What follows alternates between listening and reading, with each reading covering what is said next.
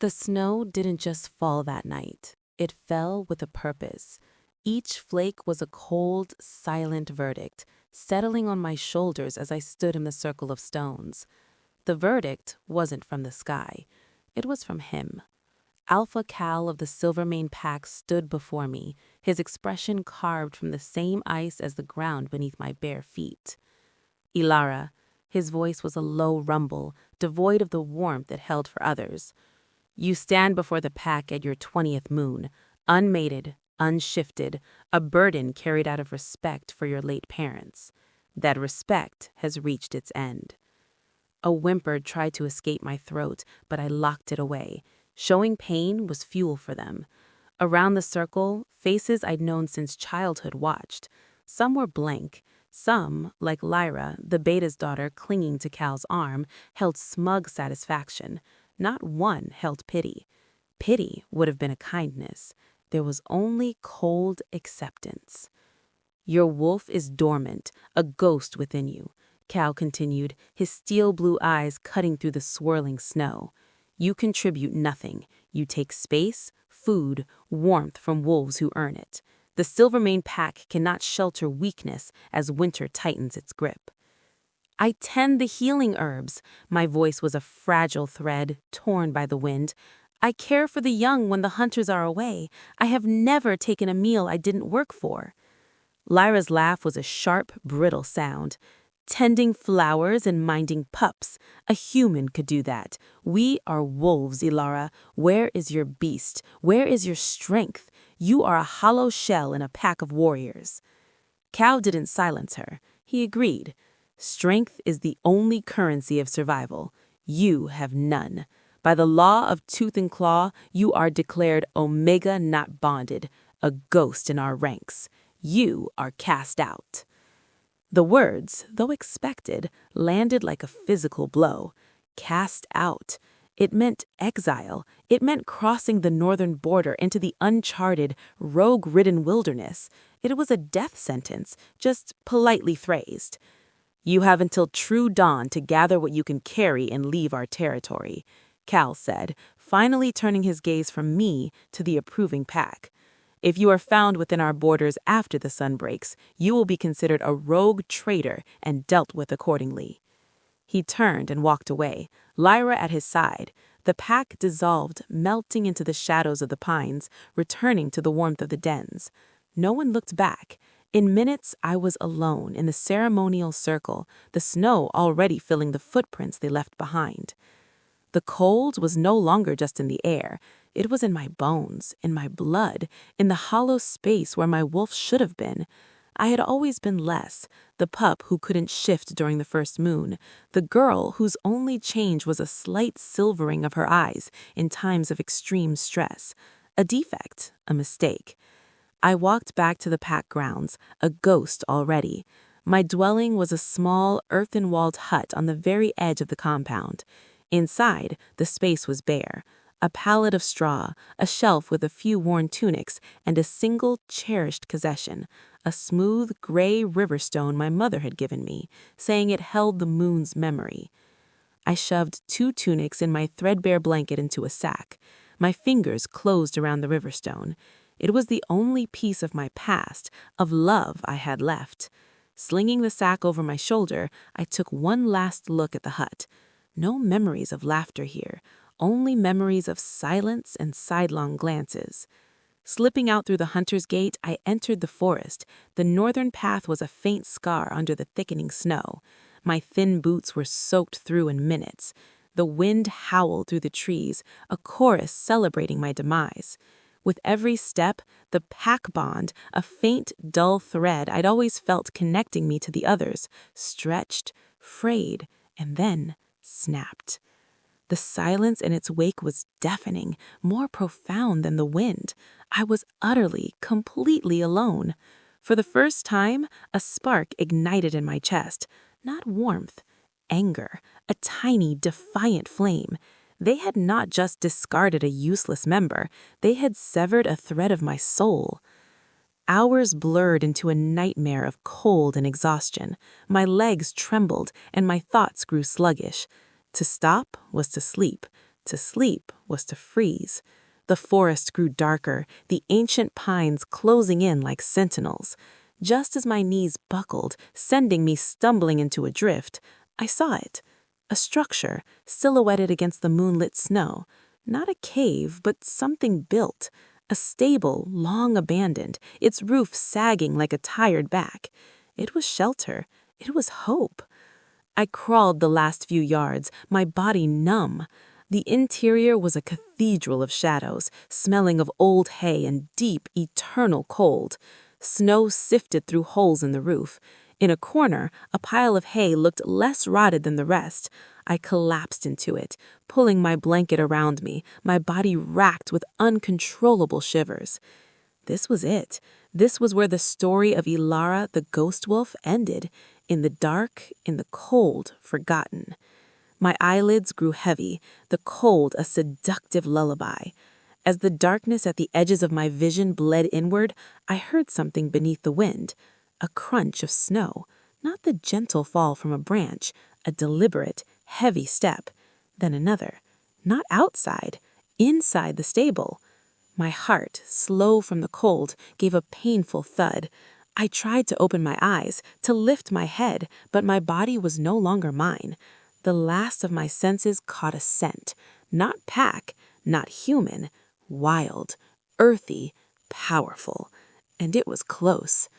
The footsteps circled my fragile nest of hay. Hot breath, puffing in the frigid air, ghosted over my frozen cheek. A low, inquisitive rumble vibrated through the ground beneath me. Then, a warmth I had never imagined possible pressed against my back, then against my side, enveloping me. Predators, they had to be. Rogues, and they were curling around me like I was one of their own. My mind screamed a final silent warning before the darkness swallowed me whole. But my last conscious sensation wasn't teeth. It was warmth, a profound, life-giving heat that seeped into my frozen core, holding the cold at bay. And as I fell into oblivion, 3 distinct, rhythmic breaths synced around me, a lullaby of beasts in the dark. Consciousness returned, not with a jolt, but as a slow, reluctant thaw. The first thing I became aware of was the absence of agony. The biting, gnawing cold that had been my constant companion was gone. In its place was a solid, radiating warmth. I was not just less cold, I was warm. It made no sense. My body ached, a deep bone ache that spoke of a severe chill narrowly survived. But I had survived. I was alive. The stable was still dark, but the blizzard's fury had quieted outside. Pale pre-dawn light filtered through the roof's wounds, illuminating motes of dust and drifting snow. And it illuminated the source of the warmth. Fur. Thick, luxurious fur, the color of a moonless night, was pressed against my right side, rising and falling with a slow, steady rhythm. My breath caught, lodging painfully in my throat. I turned my head, a movement that sent cracks through my stiff neck. A wolf, massive. Its shoulder, even lying down, was level with my own. Its head was resting on enormous paws, its eyes closed, but an ear twitched at my stifled gasp. This was no Silvermane wolf. It was built heavier, wilder, a creature of pure muscle and ancient lines. Terror, sharp and clean, shot through me. I tried to scramble back, but my body was pinned, not by weight, but by presence. To my left was another. This one was leaner, its fur mix of storm cloud gray and silver, with a distinctive splash of white across one eye, like a celestial mark. It lay curled, blocking the broken doorway, its head up and alert, pale green eyes watching me intently. And at my back, the heat source, the largest of the 3. I could feel the immense, solid bulk of it, could hear the deepest, quietest breath. I didn't dare turn fully to look. They had surrounded me, curled around my pathetic hay nest with a terrifying, deliberate precision. They had not attacked. They hadn't eaten me. They had kept me alive. My mind spun, rejecting the impossibility. Rogues were solitary, feral, dangerous. They did not form protective circles around strange, weak wolves. The gray one at the door chuffed softly, a sound that was almost conversational. The dark wolf beside me lifted its head, revealing eyes of molten amber. They held an intelligence that was staggering, a consciousness that looked straight through my fear.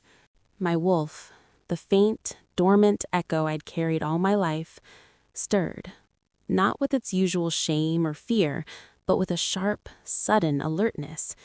It was like a string pulled taut in my chest, vibrating toward these three beasts. The dark wolf moved.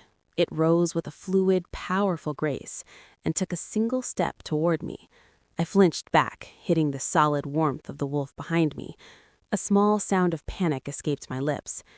The dark wolf instantly froze. It didn't snarl, it didn't advance. Instead, it did something that shattered my understanding of the world. It lowered its great head, dipping its chest toward the ground, ears flattening slightly. A gesture of non-aggression, of deference. This was a trick. It had to be. My heart hammered against my ribs, a frantic drum. The gray wolf at the door stood and stretched, a casual, unhurried movement that screamed of confidence, and padded closer. Its green eyes were unnerving, seeing too much. Then the wolf at my back shifted. I finally saw it as it moved into view. My blood ran cold, yet the warmth from its body remained. It was colossal, its fur a deep burnt umber streaked with darker bands. But it was the scars that stole my breath. A network of old, wicked lines crisscrossed its muzzle and flank. Tales of terrible battles survived. One eye was milky, blind. This creature was a veteran of violence, and it too looked at me. Its single good eye, the color of dark earth, held no malice, only a deep, patient watchfulness. The dark wolf made a soft sound, a gentle rumble. Then it began to change. I'd seen shifts before, the painful, cracking transformations of my pack. This was nothing like that. It was like watching shadow and substance flow into a new shape.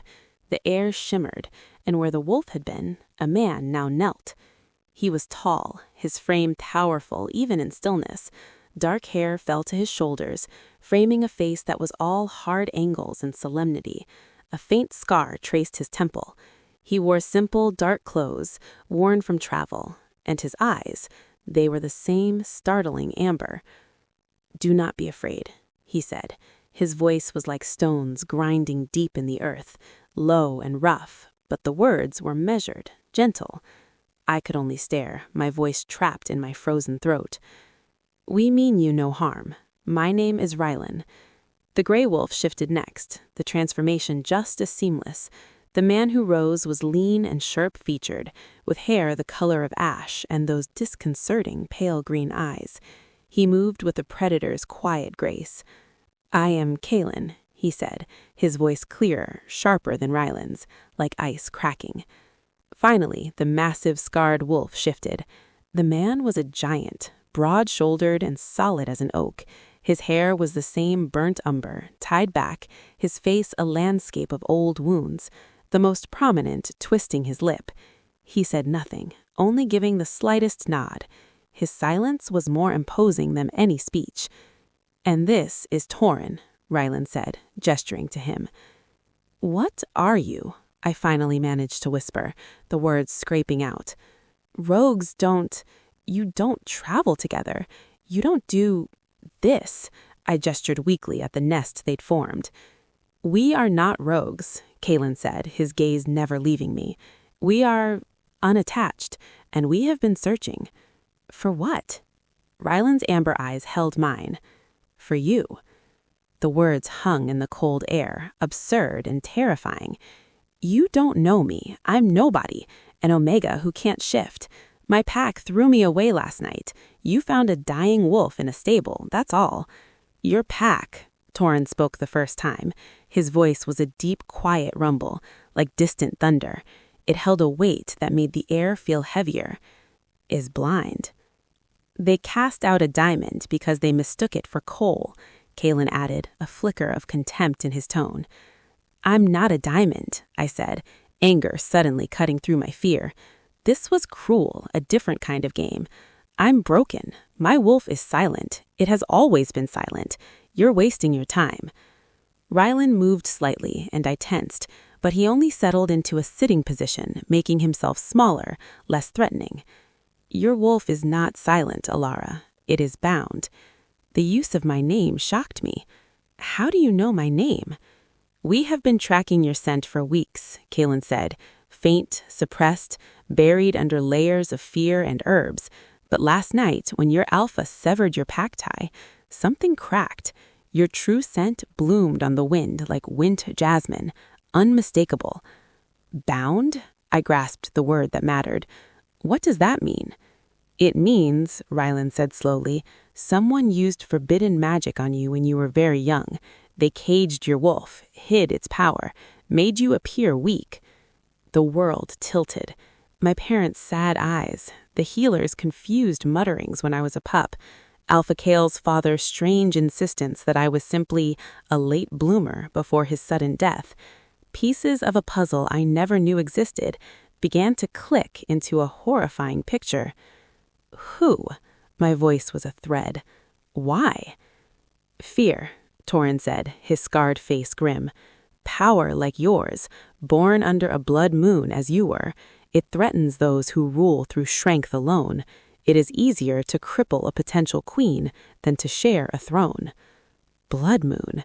The stories whispered of cursed or blessed births. My mother never spoke of the night I was born. This is a lie, I breathed, but the protest was weak. The strange stirring in my chest, the pulling sensation toward these three men, the warmth that felt like recognition, all of it argued against me. Test it, Kaelin challenged softly. Stop fighting the pull you feel. Listen to the part of you that isn't afraid of us. I looked at them, Rylan with his solemn protectiveness, Kaelin with his sharp intelligence, Torin with his wounded strength. Three outcasts, like me. My wolf surged again, not in fear, but in a desperate, yearning push against an invisible wall inside me. I let down the guard I'd held up my entire life. The moment I did, the world exploded in scent and sensation. I could smell the pine and deep earth of Rylan, the ozone and frost of Kaelin, the leather and sage of Torin, and I could feel them, not just as men, but as presences. Threads, fragile but bright, spun from my core to each of theirs. I gasped, my hands flying to my chest. What is that? The beginning of a pack bond, Rylan said, and there was a note of awe in his rough voice. Your wolf is choosing us, and ours have already chosen you. Outside, the wind moaned, but inside the stable, for the first time in my life, I did not feel alone. I felt seen, and the thing that saw me was not looking at a defect. It was looking at something precious, and it was utterly, terrifyingly real. The silence after Rylan's revelation was thick, charged with the echo of his words. Pack bond. The very concept was foreign to me. Bonds in Silvermane were hierarchical chains, not threads of mutual choosing. This fragile connection humming in my chest felt alive, delicate as a spider silk, yet stronger than any command from Alpha Kale. I don't understand how this is possible, I whispered, my fingers still pressed over my sternum where the sensation was strongest. You're strangers. Bonds require ceremony, alpha sanction, time. What they require, Kaelin interrupted, his green eyes gleaming in the dim light, is consent and recognition, the oldest magic, before laws and councils. Your wolf recognizes its protectors. Ours recognize their heart. Their heart? I echoed, bewildered. Torin shifted his massive weight, the hay rustling, his voice grinding out the words with quiet certainty. A pack needs a center, he said, a heart to beat for. We have been strength without purpose. You You are purpose. Their words wrapped around me, warmer than any blanket, but the chill of suspicion, bred from a lifetime of rejection, lingered. This binding magic, can it be broken? The three men exchanged a glance, a silent conversation passing between them. Yes, Rylan said finally, but not by force. The cage was built with fear. It must be dissolved with trust, with safety. As you feel safe, as your wolf awakens, the bindings will unravel on their own. And if they don't? What if I'm like this forever? Then you are still you, Rylan said, his amber gaze unwavering, and you are still Pack. The simple conviction in his voice undid me. Tears, hot and sudden, welled in my eyes. I turned my face away, ashamed. Crying was weakness, but hadn't they just said my perceived weakness was a lie? The sun is rising, Kaelin observed, looking toward a crack in the wall where a thin blade of gray light cut the darkness. Your former Alpha gave you until dawn. He may send trackers to ensure you cross the border or to retrieve your body as a lesson. A new fear, cold and practical, doused my emotional turmoil. Kael was cruel, but he was thorough.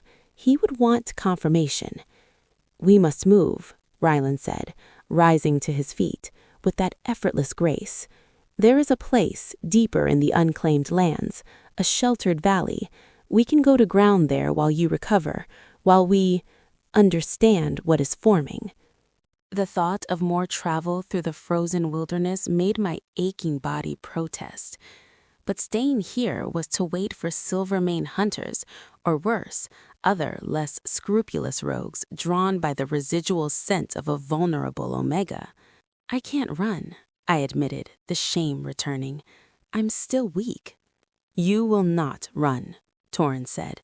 He stood, and his size was even more imposing in the confined space. He moved to the stable entrance, scanning the tree line. We will travel at your pace. We will protect.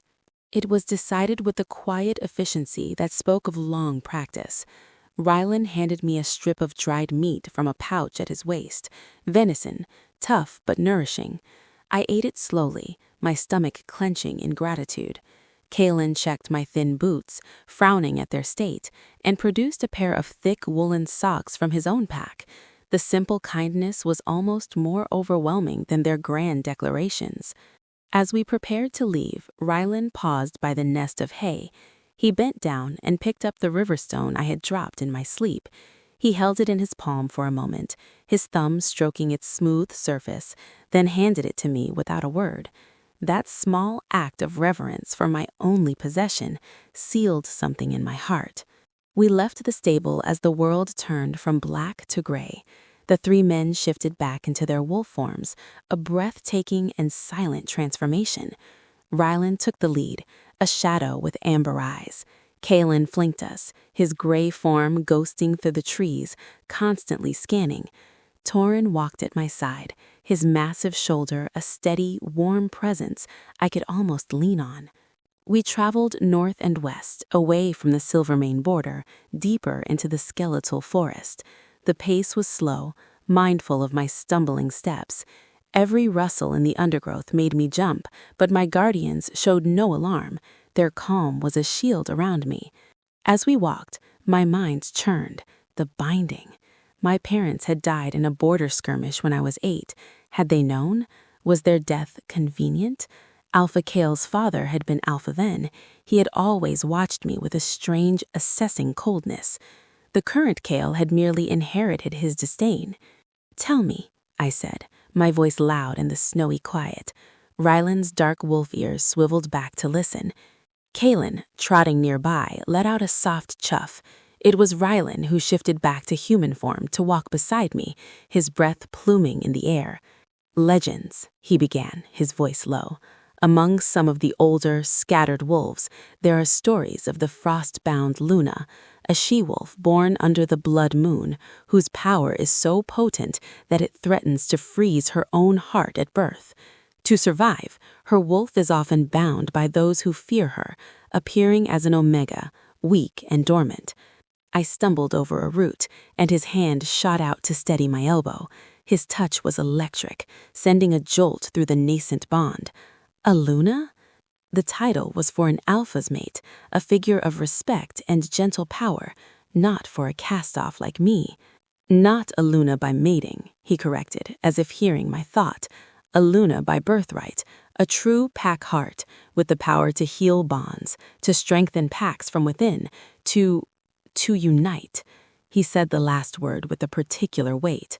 For decades there were whispers, signs, unusual weather patterns on certain birthdays, dreams shared by seers across territories, a pull that certain wolves, those unhappy with the old brutal ways, felt. We three felt it, separately at first. Then, as we found each other, the pull became a direction. It led us to the Silvermane borderlands, and then, last night, it led us to a stable. His story was fantastical, a fairy tale, yet it fit the jagged pieces of my life better than the story I'd always believed, that I was simply a mistake of nature. "Why you three?" I asked. "What were you before?" Ryland's jaw tightened. My pack, the Stoneclaw, valued brute strength above all. I was the Alpha's heir, but I questioned the constant raids, the cruelty to weaker packs.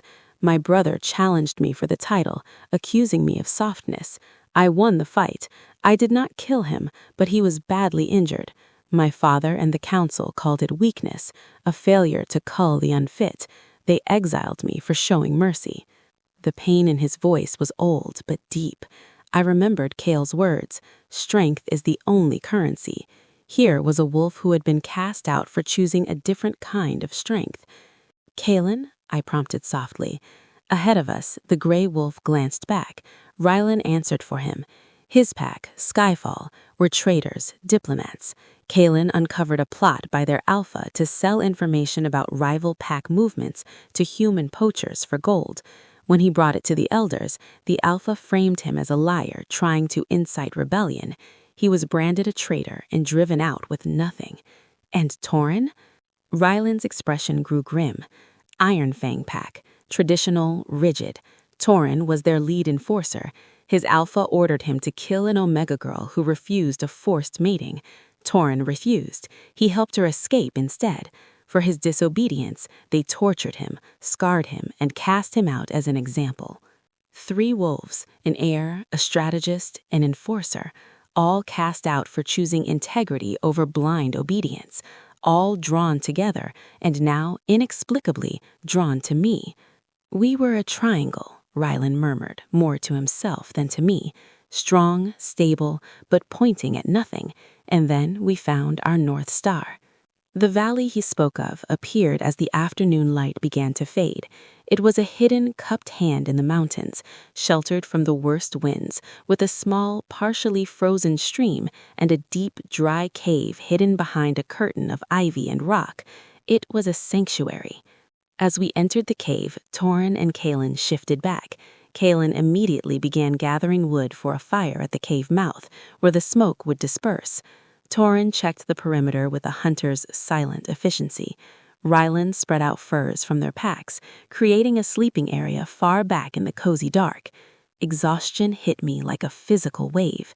The day's travel, the emotional tempest, the simple act of feeling safe for the first time, it all crashed down. I sank on the furs, my eyes heavy. "Rest, Ilara. You are safe here." Kalen got a small fire going, the flames dancing and casting long, protective shadows on the cave walls. Torin returned, giving a slight nod, the all clear. He settled at the cave entrance, a silent, scarred sentinel. As I drifted into sleep, surrounded by the scent of my 3 guardians and the steady rhythm of their presence, the fragile threads in my chest pulsed softly. They were no longer threads. They were beginning to weave into a net, a safety net, and in the deepest part of my mind, behind the walls of the binding, my wolf, for the first time, did not whimper. It paced, it tested its cage, and it found the bars for the first time were not cold. They were warm, and they were bending. I woke to the smell of wood smoke and roasting rabbit. For a disorienting moment, I thought I was back in my hut, that the exile was a terrible dream. Then the warmth of the furs, the scent of pine and ozone and leather that was uniquely them, and the steady, reassuring pulse of the bonds in my chest told me the truth. This was real. I sat up, my body stiff, but no longer screaming in protest. Kaylin was tending a small spit over the fire at the cave mouth. Rylan was sharpening a knife with a slow, practiced rhythm. Torin was nowhere to be seen, but I could feel his presence nearby, a steady, watchful anchor in the bond. "Good morning," Kaylin said, without turning, his sharp features lit by the fire. "Good afternoon, rather. You slept through the sun." "How do you feel?" Rylan asked, setting his knife aside. His amber eyes held a quiet intensity. "Better," I said, and it was true. The crushing despair was gone, replaced by a nervous, fluttering anticipation. Still confused. "That is to be expected," Kaylin said, turning the rabbit. "Your entire world has been upended twice in as many days." Torin entered the cave then, his large frame blocking the light for a moment. In his hands was a bundle of fresh, clean snow. He melted it in a small pot by the fire, then brought the pot of water and a clean cloth to me. A simple offer to wash. The gesture was so profoundly thoughtful, it left me speechless. I took the cloth with a murmured thanks, my throat tight. We ate in comfortable silence. The meat was rich and hot, and I realized I was ravenous. As I ate, I watched them, the easy way they moved around each other, the silent communication. They were a unit, and I was being woven into it. After eating, Rylan turned to me. "Your wolf is stirring. The binding is weakening. Can you feel it?" I closed my eyes, turning my attention inward. Before, the space where my wolf should be was a dark, silent room. Now there was a presence, a sleek, powerful shadow pacing behind a frosted glass wall. I could feel its impatience, its curiosity, and its connection to the three warm, bright presences outside the wall, to Rylan, Kaylin, and Torin. "Yes," I breathed, opening my eyes. "It's like there's a wall of ice. I can see it moving behind." Kaylin nodded. "The binding is a cage of frozen magic. Trust, safety, pack bonds, they are fire. They will thaw it." How do I help? The question felt strange. I was so used to being passive, to things being done to me. "By accepting," Torin said from the entrance, "by not fearing what you are." Rylan stood. "Come outside. Let's start with something simple. Connecting with your wolf doesn't always mean a full shift. It can mean letting its senses become yours." Hesitantly, I followed him out of the cave. The valley was breathtaking in the daylight. Snow clung to the pines, and the stream glittered where it broke through the ice. Kaylin and Torin followed, flanking us. "Close your eyes," Rylan instructed, his voice calm and low. "Forget your human senses. Don't try to see or hear. Just feel. Feel the bonds." I did as he said. The world of sight and sound faded. In the darkness behind my eyelids, the three bonds glowed. One was a deep, steady amber pulse. One was a sharp silver-green thread. One was a solid, warm brown resonance.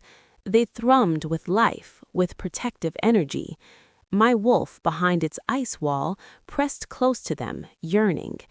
"Now," Rylan whispered, "follow one. Don't pull, just listen." I focused on the amber pulse, Rylan's bond. As I did, new sensations flooded me, not through my nose or ears, but directly into my mind. The crisp, clean scent of snow on pine, the rich, damp smell of earth beneath the frost, the musky scent of a deer that had passed an hour ago. And beneath it all, Rylan's own scent, deep earth and enduring stone. But now I could smell his emotion.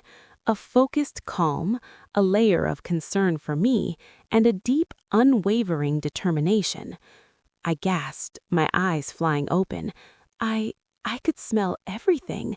I could smell how you feel." Rylan's eyes widened slightly. a spark of something like triumph in them. That's more than we hoped for so soon. You're not just sensing the physical world through the bond, you're sensing emotion. Try mine, Kalen said, a challenge in his tone.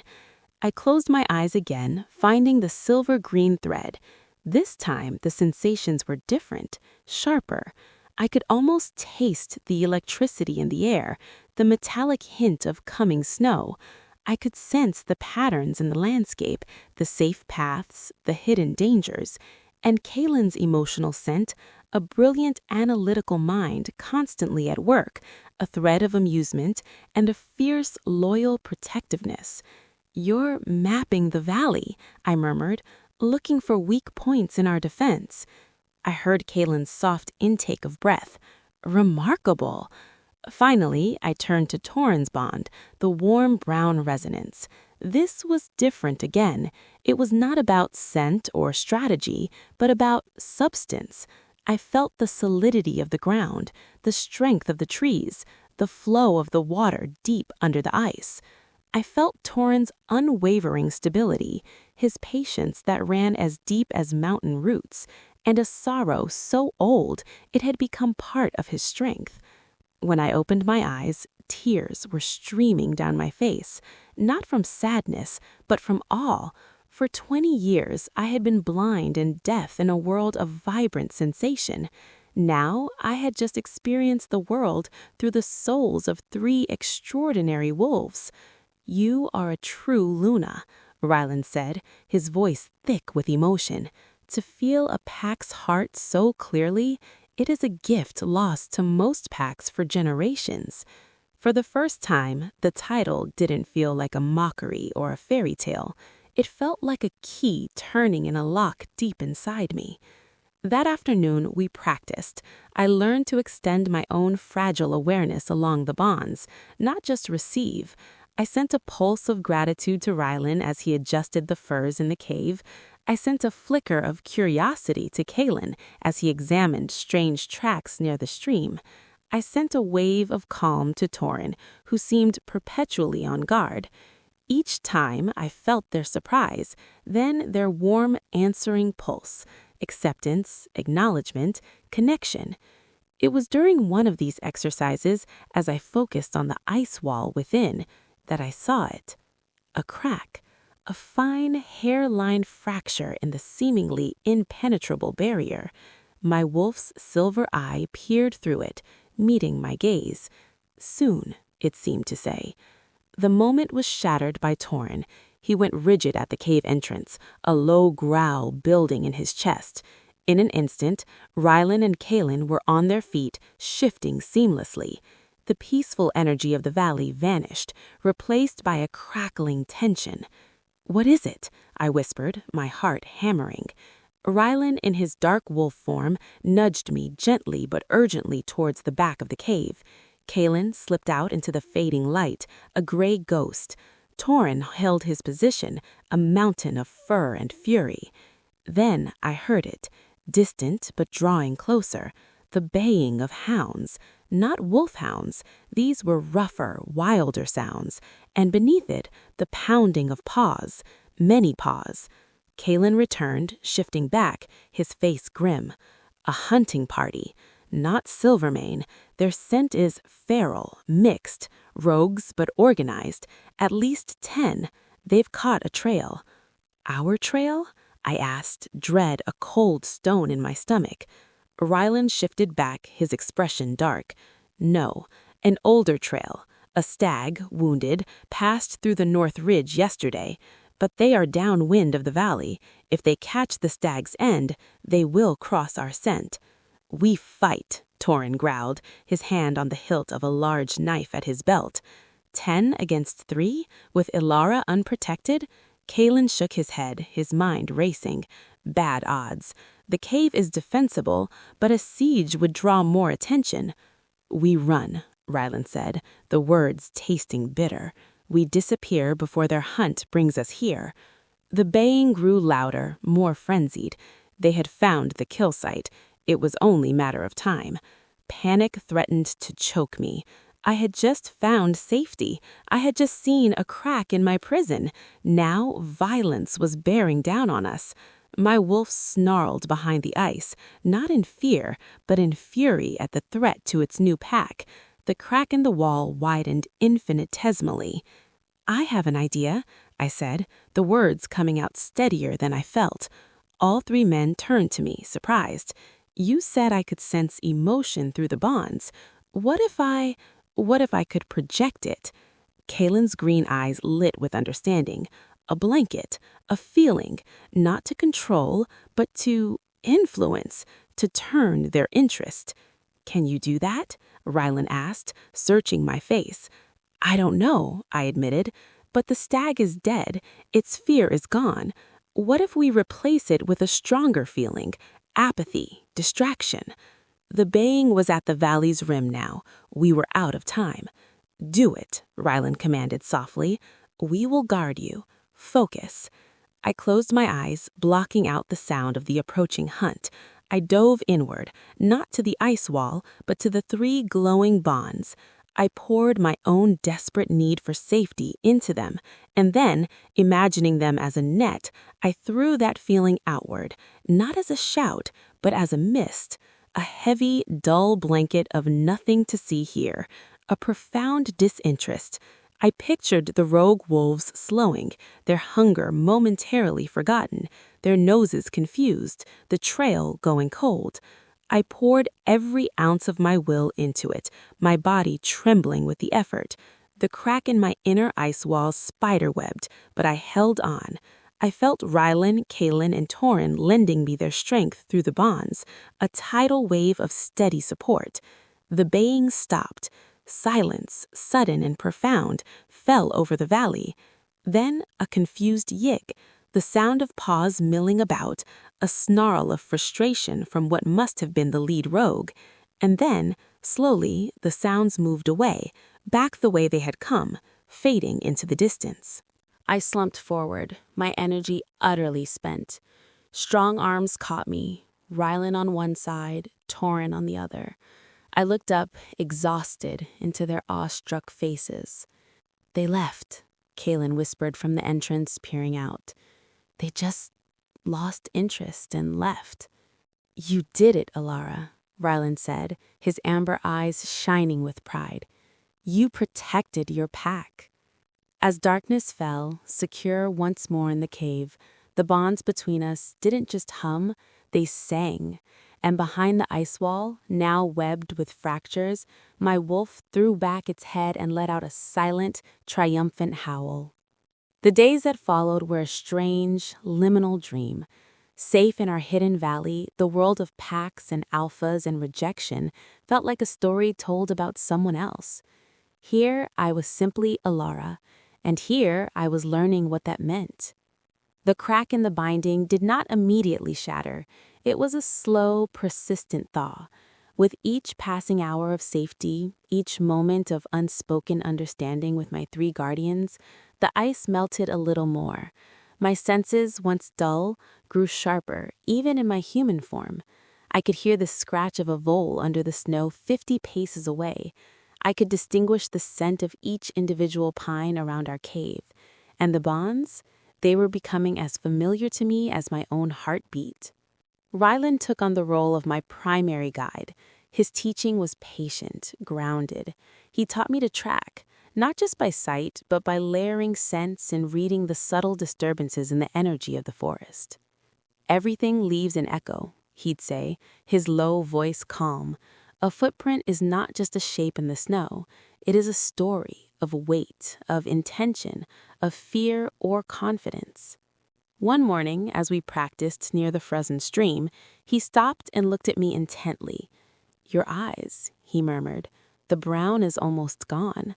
They're like liquid silver now." I had no mirror, but I could feel the change, a clarity, a cold fire behind my gaze that had never been there before. Kalen's lessons were of the mind. He taught me strategy, how to read a landscape for advantage, how the whispers of the wind and the lay of the land could be used for defense or ambush. He was endlessly curious about the extent of my budding Luna abilities. The emotional projection you used on the rogues, could you focus it? Send a specific emotion to a specific target? I tried. Focusing on Torin, who was whittling a piece of wood by the entrance, I sent a gentle pulse of warm amusement. He started, looked down at the wolf figure taking shape in his hands, then up at me. A slow, rare smile touched his scarred mouth. He gave a slight nod. Fascinating, Kaelin breathed. Imagine the applications. Calming a panicked packmate in battle, undermining an enemy's rage before it strikes. I don't feel like a weapon, I said, uneasy. It feels intimate. The most powerful things often are, Rylan said from where he was mending a strap on his pack. Torin taught me through silent example, strength that was not about aggression, but about absolute, unwavering presence. He taught me to find my center, my balance, both physically and mentally. He would stand like a rock in the stream's current, and I would try to emulate him, finding stability against the push of the cold water. He never spoke much, but his approval, when it came, was a tangible warmth through the bond. One afternoon, a week after we'd arrived, the thaw within me reached a tipping point. We were gathered in a small clearing, the weak winter sun filtering down. I was practicing extending my awareness, painting a picture of the surrounding forest in my mind through the tapestry of scents and sounds. I felt a rabbit's quick pulse from under a log, a sleepy consciousness of an owl in a pine, a steady, ancient presence of the mountains themselves. And then I felt something else, something wrong, a thread of pain, thin and desperate. It wasn't through the bonds, it was just out there, an animal, wounded, dying, a young fox, its leg caught in the rusted teeth of an old, forgotten trap. Alara, Rylan was at my side instantly, sensing my distress through the bond. There's pain, I whispered, pointing north towards a thicket of brambles. A fox, it's trapped. Without a word, the three of them moved. Torin led the way, using his strength to break a path through the thorny branches. There it was, a small red-furred creature, panting in fear and agony, its back leg mangled. Its fear spiked as we approached. It bared its tiny teeth, a futile gesture of defiance.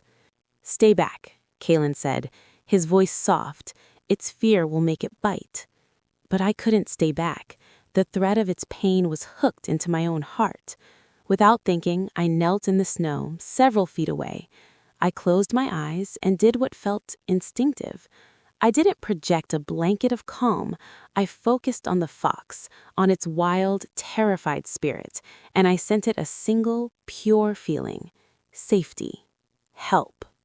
The fox's frantic struggling ceased. Its panting slowed, its dark, intelligent eyes locked onto mine, the fear in them melting into a bewildered trust. Carefully, slowly, I crept forward. Rylan made a move to stop me, but a look from Kaelin held him back. I reached the fox. It didn't snap. It watched me, trembling. My hands, which had always felt useless, moved with a certainty I didn't know I possessed. I examined the cruel metal jaws. With careful pressure, I found the release mechanism and peered them apart. The fox pulled its leg free with a whimper. The wound was bad, but not mortal. It looked at me for one long, profound moment, then turned and limped quickly into the undergrowth, disappearing. I sat back in the snow now, trembling myself, not from cold, but from the outflow of power. The bonds with my three wolves flared bright and hot with shock and admiration. "Aluna's mercy," Rylan said, his voice filled with reverence, "to heal a bond with the wild itself." But the act had cost me, and it had changed something. As I stood, a wave of dizziness hit me. The world swum, and the last of the ice within me shattered. It wasn't a call to shift. It was an explosion of sensation. Power, raw and untamed, erupted from my core. A wave of silvery light, cold and bright, burst from my skin, washing over the clearing. The snow around me didn't melt. It crystallized into a million perfect, glittering diamonds. The air crackled with frost. And through the bond, I felt my wolf see me, not as Alara, the weak Omega, not even as Alara, the pack heart. They saw my wolf, a majestic, silvery white she-wolf with eyes of glowing moonstone, howling silently within my soul, finally free. The vision lasted only a second before the power receded, leaving me gasping and on my knees. The crystallized snow returned to normal, but everything was different. The binding was gone. Tears of relief and terror streamed down my face. Rylan, Kaelin, and Torin were around me in an instant, their hands on my shoulders, my back, a solid wall of support. "It's gone," I sobbed. "The wall, it's gone." "We felt it," Kaelin said, awe in his tone. "We saw her. She's magnificent." That night, curled between them in the cave, the bonds were not just threads or nets. They were living rivers of silver light, flowing between us, connecting us at the soul. My wolf, awake and alert, paced contentedly within me, no longer separate, but a part of my whole being. "The power you released," Rylan said quietly into the darkness. "It was a beacon. Subtle, but any wolf with the right sensitivity from miles around will have felt a shift in the world's energy. The frost-bound Luna is bound no more." The comfort of the cave suddenly felt fragile. We were no longer just four wolves hiding. We were a nascent pack with a Luna whose awakening might have just announced our presence to every power-hungry alpha and fearful elder in the territory. "What do we do now?" I asked, my voice small. Torin's hand found mine in the dark, his grip warm and sure. "We stand together," he rumbled. "We prepare," Kaelin said, his mind already racing ahead. "We become what we are meant to be," Rylan finished, his voice a vow. "A pack. Your pack." As I fell asleep, the rivers of silver light pulsed gently. We were no longer in hiding. We were in waiting, and the world, I knew, would soon come to find out what had emerged from the shadows of the frozen stable. The freedom was terrifying. With the binding gone, my wolf was no longer a silent passenger, but a constant, powerful presence woven into the fabric of my consciousness. It was like learning to walk with a new limb, one that was stronger and more sensitive than the rest of me. My senses were now dialed to a preternatural sharpness. I could hear the conversations of owls in distant trees, smell the coming snow a day in advance, and feel the life force of the valley like a low humming song. But with freedom came vulnerability. Rylan was right. The pulse of power I'd released had been a ripple in a still pond. We didn't have to wait long for the ripples to return. It was Torin who caught the first scent 2 days later. He stood at the valley's high northern ridge at dawn, a stark silhouette against the gray sky, and when he returned, his earth-brown eyes were grave. "Scouts," he said, the single word dropping into our morning quiet like a stone. Kaelin was on his feet instantly. "Which pack?" "Windrift, I think, or perhaps Stormcrest. The mountain air muddles it, but they are trained, not rogues. They were tracking the residual energy, not game." Windrift and Stormcrest were two of the larger neighboring packs, both traditional and strong. The news sent a chill through me that had nothing to do with the temperature. Rylan's face was set in hard lines. "They're mapping the source. They'll report back to their alphas. A sudden power surge in unclaimed lands? They'll see it as either a threat or an opportunity." "An opportunity for what?" I asked, though I dreaded the answer. "To claim the source of that power for themselves," Kaelin said flatly. "A Luna is a prize, a living symbol of legitimacy and strength. The pack that holds you could command alliances, demand tributes, or simply use your presence to cow their rivals." The thought made me sick. I had just escaped being property of one pack. The idea of being a trophy for another was a fresh horror. "We can't stay," I said, the realization dawning. "The valley isn't a secret anymore." Rylan nodded, his expression pained. He'd hoped for more time, for me to grow into my strength and peace. "We move at dusk, deeper into the mountains, towards the shattered peaks. The terrain is brutal and few packs claim it. It will offer better concealment. The day was spent in tense preparation. We packed what we little had. Kalen scouted our intended route, looking for signs of other patrols. Torrin set false trails leading away from the valley. Rylan stayed close to me, a steadying presence as my new senses threatened to overwhelm me with a flood of anxious energy from my pack and the ominous silence of the watching forest. As the sun dipped below the peaks, painting the snow in bloody hues, we set out.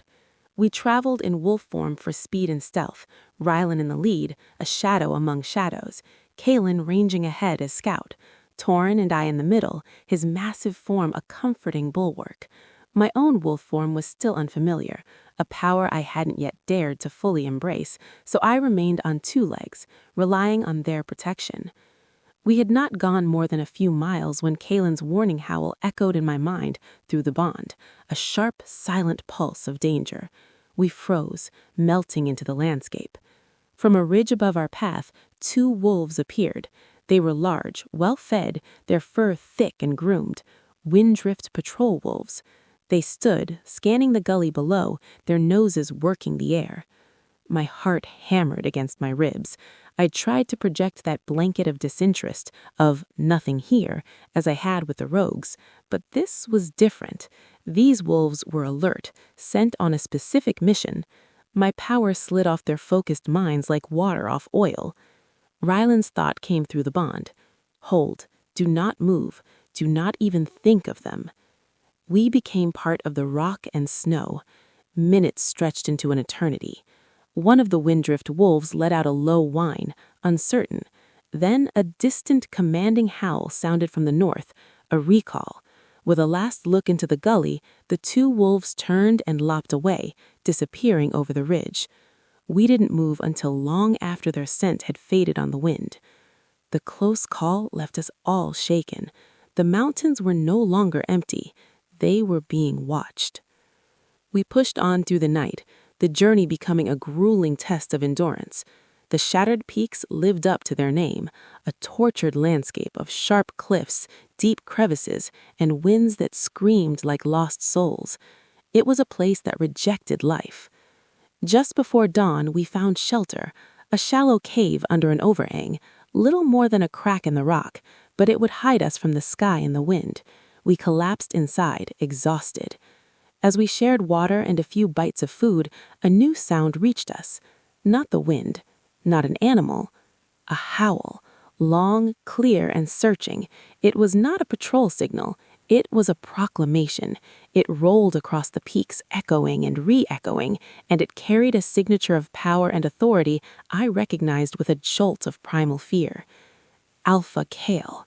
He was not in these mountains. The howl came from far to the south, maybe from the very border of Silvermane, but its message was unmistakable, carried on a current of alpha command that even distance couldn't fully mute. It was a call to anyone who might be listening, a declaration, and a threat. The words formed in my mind, translated by the pack's sense that I was only now beginning to understand. A treasure was lost, a treasure is sought. The Omega not bonded of Silvermane carries with her something that belongs to the pack.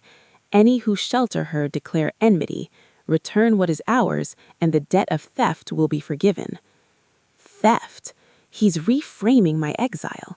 Now I wasn't a cast-out burden. I was a thief who had stolen something, myself, my latent power he now somehow knew about, and he's telling the world. Rylan's growl was a vibration in the stone beneath us.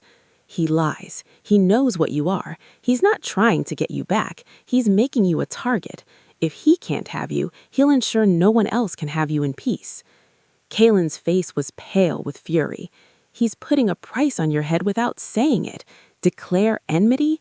Any pack that takes us risks war with Silvermane, and any rogue or mercenary wolf now knows a powerful, stolen Omega is loose in the mountains. He's turned the entire wilderness against us. The howl faded, but its poison lingered in the air. The fragile peace of our valley was irrevocably shattered. We were no longer just evading curious scouts. We were being hunted. I looked at my three wolves, their faces hardened by the ugly truth. I had brought this upon them. The warmth of the bonds flared with their immediate collective rejection of that thought, flooding me with reassurance. Together. "So we don't seek a pack," I said, my voice surprisingly steady in the icy gloom of the cave. "And we don't hide forever." I met each of their eyes, amber, green, brown. "We become something they don't understand. We become a pack that needs no territory, that exists right here." I placed my hand over my heart, over the glowing rivers of connection. "We become unassailable because we cannot be divided. And when they come for their treasure," I felt my wolf rise, a silvery fury matching my own. "We show them what a true Luna, born of ice and choice, can do." In the darkness of the cave, with the enemy's howl still ringing in the stones around us, my pack did not look afraid. They looked resolved. They looked proud. The hunt was on, but we were no longer prey. We were the heart of the coming storm. And for the first time, I was not afraid of the lightning. I was ready to wield it. The shattered peaks became our crucible. Alpha Kyle lying howl had changed the game. We were quarry now, pursued by both the organized suspicion of neighboring packs and the greedy opportunism of every rogue and outcast who'd heard the rumor of a valuable, unprotected Omega. Our journey was no longer just a retreat, it was a relentless test of our nascent pack. The environment itself was the first enemy. The cold here was sentient, a clawed beast that sought any crevice in our clothing, any moment of weakness. The paths were treacherous, often no more than icy ledges over bottomless drops. We traveled mostly by night, when our wolf eyes gave us an advantage and the bitter cold kept even the hardiest hunters in their dens. It was in this harsh, beautiful, deadly place that our bonds were not just acknowledged, but forged into something unbreakable. One afternoon, we were caught in the open by a sudden whiteout blizzard. The world vanished into a swirling, screaming wall of white. One moment, Torin was a solid shape ahead of me. The next, he was gone. "Torin!" I screamed, but the wind stole the word. Panic, cold and sharp, lanced through me. But before it could take root, 3 distinct pulses answered through the bond. Not fear, but location. A steady, grounding beat from my left, Rylan. A sharp, guiding ping from slightly ahead and right, Kyle. And a strong, unwavering signal directly ahead, unmoving, Torin. They were projecting their positions to me, a private map in the chaos. I pushed toward Torin's signal, the bonds acting as lifelines. I found him standing like a statue, a cairn in the storm, one hand outstretched. I grabbed it, his grip like iron. Moments later, Rylan and Kyle found us guided by the same shared sense. We huddled together behind a rock, a 4-pointed star of shared warmth and will, until the storm blew itself out. That night, in the scant shelter of a snow hollow, we didn't speak of the close call. We didn't need to. The bonds hummed with a new depth, a shared resilience. Days later, it was Kyle who was tested. Scouting a narrow pass, he triggered a hidden sheet of ice. We heard the skid of claws and a shower of rocks. Through the bond, I felt a spike of alarm, then focused calculation, then a jarring impact. Rylan and Torin were moving before I could react. We found him 20 feet down a steep scree slope, his leg bent at an unnatural angle. Pain screamed through the bond from him, but it was immediately clamped down, replaced by a fierce analytical focus. "It's broken," he gritted out, his face pale. "Simple fracture, I can set it." But setting it alone, in the cold, was nearly impossible. Ryland held him steady. Torin, with surprising gentleness, manipulated the bone back into alignment as Kyle bit down on a piece of leather, his green eyes squeezed shut. I knelt beside him, doing the only thing I could think of. I placed my hands on his shoulder and poured not just calm, but a direct, soothing warmth down the bond, targeting the blazing signal of his pain. His body relaxed incrementally. The jagged edges of his agony softened. He opened his eyes, staring at me in shock. "You're damping the pain, not just the fear, the physical signal." "I don't know how," I whispered, the effort making me lightheaded. "It's a Luna's gift," Rylan murmured, watching with awe, "healing in its purest form." We were trapped there for 3 days while Kyle wolf worked on healing the bone. During that time, we were at our most vulnerable, but we were also at our strongest. Torin and Rylan took turns on watch, their senses stretched to the limit. I stayed with Kyle, learning to modulate the flow of supportive energy, keeping him comfortable and his healing accelerated. We shared food, water, body warmth. We told stories of our pasts, the good memories this time. Kyle spoke of the vast libraries of scrolls in Skyfall. Rylan described the hot springs in the Stoneclaw territories. Torin, in his few words, painted a picture of the immense silent forests of Ironfang. In that forced stillness, the pack didn't just form, it crystallized. We were no longer 3 guardians and a charge. We were Rylan, the steadfast leader, Kyle, the cunning strategist, Torin, the immovable guardian, and me, Alara, the heart that beat for them all, the healer, the unifier, 4 distinct notes creating a perfect chord. The night before we moved on, as Kyle tested his weights on the mended leg, Rylan drew me aside. The moon was a sliver of ice in the sky. "What you did for Kyle," he began, his amber eyes serious, "that is a power that hasn't been seen in generations. True empathic healing. Alphas lead with force. Lunas, they lead with connection. You are mending us, Alara, not just our wounds, but our spirits." "You've mended mine," I said truthfully.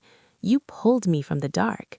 He reached out, his calloused fingers barely brushing a strand of hair from my face. The contact sent a spark through the bond, warm and sweet. We found each other in the dark. Now we make our own light. When Kyle pronounced himself fit to travel, we moved with a new synchronicity. We didn't need words. A flicker of intention through the bond was enough. A hunt was coordinated with silent precision. A decision to change course was made with a shared feeling.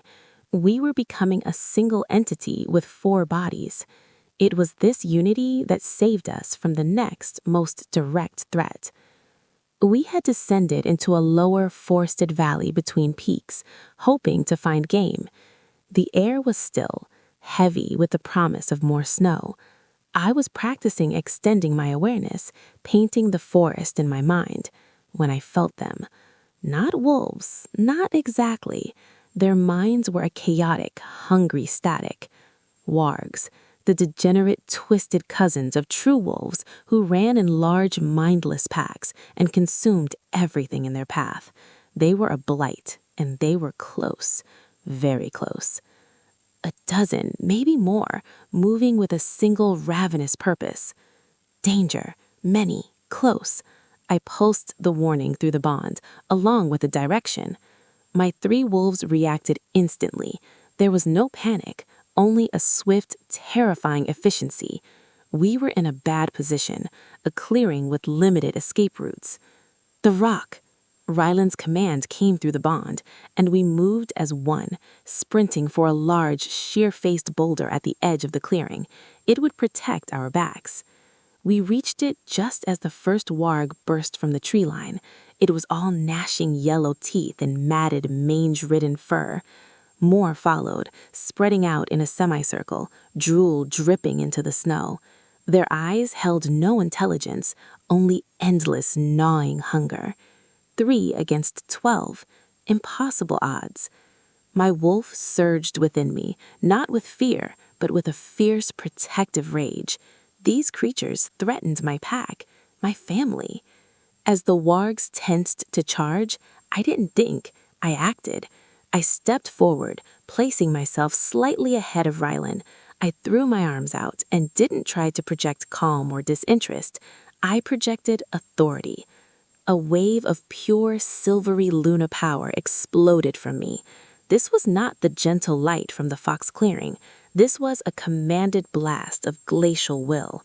It didn't hit the wargs physically, it hit their primitive minds. The front rank stumbled, skidding to a halt. The mindless hunger in their eyes fractured, replaced by a primal, instinctive fear. They weren't facing prey. They were facing something ancient, something that commanded the very ice and stone. The alpha of their wretched pack yelped, tucking its tail. I took another step, my silver eyes blazing. I didn't speak. I sent a single, crystal-clear image feeling down the connection my power had forged with their simple pack sense. Flee. With a chorus of terrified whines and snarls, the warg pack broke. They turned and fled back into the forest, crashing through the undergrowth in blind panic. Silence returned to the clearing, broken only by our ragged breaths. The power receded, leaving me shaking. I turned to face my pack. Rylan, Kaylin, and Torin were staring at me with identical expressions of stunned reverence. They had seen my power used to heal, to hide, to soothe. Now they had seen it used as a weapon that won without a single drop of blood being spilt. Kaylin was the first to speak, his voice hushed. You didn't just scare them. You commanded them, like an alpha commands his pack, but deeper, to the core. Torin knelt in the snow before me, bowing his head. Rylan and Kaylin followed suit. It wasn't submission to a master. It was an oath to a queen, to their Luna. We are yours, Ilara, Rylan said, his voice thick with emotion. Utterly and completely. In the heart of the frozen wilderness, hunted and tested, we had not just survived, we had discovered what we were. And as I looked at my 3 wolves, my protectors, my brothers, my pack, I knew with absolute certainty. We were no longer just hiding, we were waiting, and soon the world would learn that the frostbound Luna was not a treasure to be stolen. She was a force to be reckoned with. The warg's defeat marked a turning point. We were no longer just surviving the mountains, we were mastering them. My confidence in my Luna powers grew, tempered by the steady guidance of Rylan, Kaylin, and Torin. We moved through the shattered peaks, not as fugitives, but as sovereigns of the high, lonely places. The bonds between us were now as solid and interconnected as the roots of ancient trees, singing with a harmony that made the very wilderness feel like an extension of our pack. But Alpha Kale's poisonous howl had done its work. The pressure from the lowlands was increasing. Through my expanding awareness, I could feel the occasional, probing presence of scout parties from Windrift and Stormcrest along the lower slopes. They were cautious, respectful of the treacherous terrain and the rumors of a powerful new presence, but they were a constant, tightening cordon. Worse were the lone hunters, desperate, ambitious rogues, drawn by Kale's insinuation of a treasure. We dealt with them without violence when we could, using a combination of Torin's intimidating presence, Kaylin's clever traps that led them in circles, and my own projected aura of wrong place, turn back. Most, sensing the unified strength and strange power of our little pack, slunk away. But the attempts were becoming more frequent, more brazen. We needed a plan more permanent than endless evasion. It was Kaylin, his leg now fully healed, who proposed it one night, in a cave high on a wind-scoured peak. A map was drawn in the frost on the stone floor. We cannot stay in the mountains forever. Winter will break, and with the thaw, the packs will grow bolder. They will send war parties, not scouts, he said, his finger tracing a path east. But here, between Silvermane, Windrift, and Stormcrest, is a place no pack claims, the Whispering Wood. The Blighted Forest? Rylan frowned. It's said to be sick, the game scarce, the waters bitter. Wolves who go in don't come out. Legends, Kaylin countered, his green eyes sharp. spread by the packs to keep others out. I've studied old trader routes. A century ago, it was fertile. Then a falling out between the alphas of the three packs. A battle was fought there. A terrible, bloody stalemate. They declared it cursed ground and abandoned it. The stories of sickness were a mutual agreement to create a buffer. A no man's land, I murmured, understanding. A place outside their laws. Exactly, Kaelin said. If the legends of curse and sickness keep them out, it could be a sanctuary for those who don't fear old stories, for those who have nowhere else to go. Torin grunted, considering. A fortress of fear. We would need to be stronger than the story. We are, I said, the certainty ringing in my voice. We have something they don't, a true heart. A Luna's power doesn't just command wolves. It can heal land, can't it? If the forest is blighted by old hatred and spilled blood, perhaps it can be cleansed. The idea hung in the air, daring and immense. To claim the cursed wood, to heal it, to build a home not on conquered territory, but on redeemed ground. It is a worthy purpose for a Luna, Ryland said finally, his amber eyes meeting mine with unwavering faith. To mend what was broken. It is who you are. The decision was made. We would go to the Whispering Wood. Our journey east was a conscious descent from the high isolation of the peaks towards the contested lands.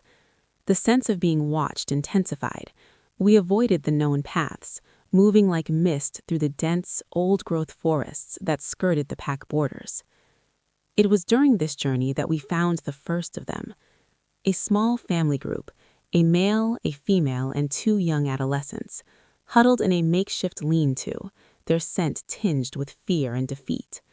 They were exiles from Stormcrest, cast out for the father's refusal to participate in a raid on a weaker neighboring clan.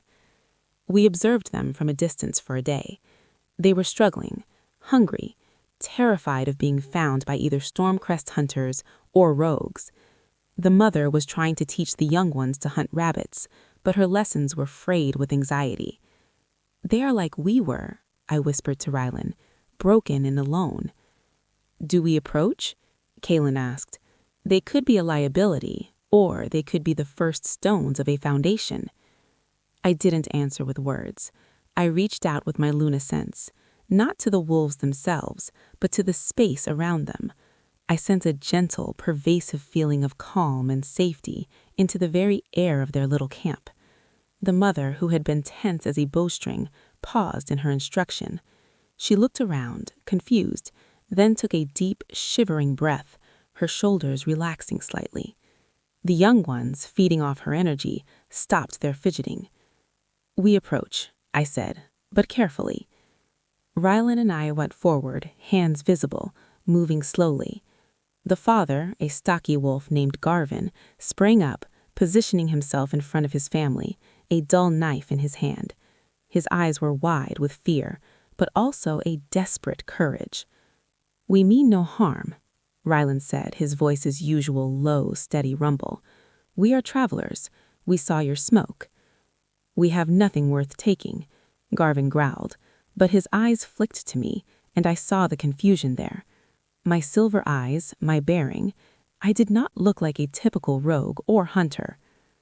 We are not here to take, I said, letting a thread of my Luna power gently touch his fear, not to erase it, but to reassure.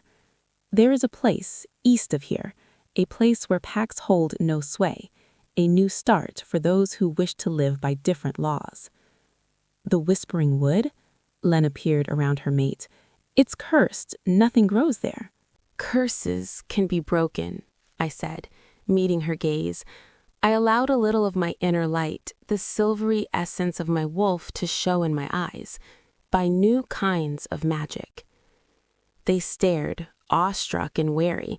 It was Garvin who lowered his knife first, not out of submission, but out of a dawning, desperate hope. You are not like any wolf I have seen. Who are you? My name is Ilara. This is Rylan, my pack brother. We are the beginning of something new. You are welcome to walk with us if you choose. No oaths, no chains, just fellowship. It was a risk. They could betray us, they could slow us down.